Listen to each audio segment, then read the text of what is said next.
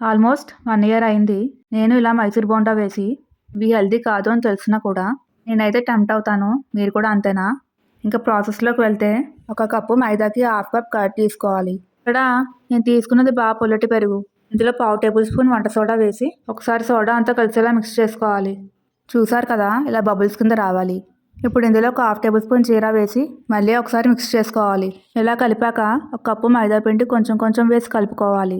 ఒకేసారి వేసేస్తే పిండి కలపడం కొంచెం కష్టంగా ఉంటుంది. అలాగే ఉండలు కూడా కడతాయి. ఇప్పుడు గరిటె తీసేసి కొన్ని వాటర్ పోసి చేత్తో బాగా బీట్ చేసుకోవాలి.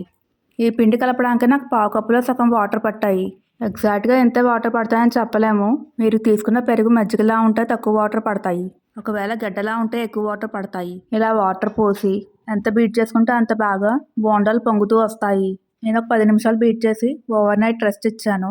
ఒకవేళ బోండా 1 అవర్లో వేయాలి అనుకుంటే కొంచెం వంట సోడా ఎక్కువేసి బాగా బీట్ చేయాలి.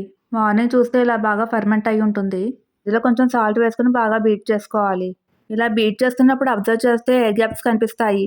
ఇలా వస్తే బోండా లోపల టెక్స్చర్ బాగుంటుంది. కన్సిస్టెన్సీ వీడియోలో చూపించిన విధంగా ఉండాలి. బ్యాటర్ గట్టిగా ఉంటే బోండాలు గట్టిగా వస్తాయి. మరి బ్యాటర్ లూజ్గా ఉన్నా సరే బోండాలు ఆయిల్ పీల్చేసి 1-2 కన్నా ఎక్కువ తినలేం. బోండా వేసేటప్పుడు చేతిని వాటర్లో డిప్ చేసుకుని వీడియోలో చూపించిన విధంగా కొంచెం పిండిని తీసుకుని గిన్నెకి కట్ చేసుకోవాలి. వాటర్లో వేసినట్టు మీరు వేయాలి అనుకుంటే కొంచెం పిండిని చేతిలోకి తీసుకుని బొటన వేలుతో కట్ చేయాలి. నేనైతే పిండిని గిన్నెకి కట్ చేసుకుని హాట్ ఆయిల్లో డ్రాప్ చేశాను. మాక్సిమం అన్ని రౌండ్ షేప్ లో వస్తాయి. బోండా వేసిన వెంటనే ఆయిల్లో ఇలా తేలాలి.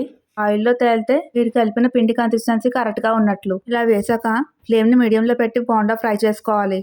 గరిటెతో రొటేట్ చేస్తే అన్ని యూనిఫామ్ గా ఫ్రై అవుతాయి. మంచి కలర్ వచ్చేదాకా ఫ్రై చేసుకుని కోకోనట్ చట్నీతో సర్వ్ చేసుకుంటే చాలా బాగుంటాయి. ఈ కోకోనట్ చట్నీ బోండాలోకే కాదు, ఇడ్లీ, దోశ అలాగే అన్నంలో కూడా చాలా బాగుంటుంది. ఫుల్ రెసిపీ కావాలంటే లాంగ్ వీడియో చూడండి. లాంగ్ వీడియోలో మైసూర్ బోండాతో పాటు కోకోనట్ చట్నీ ఎలా చేయాలో చూపించాను.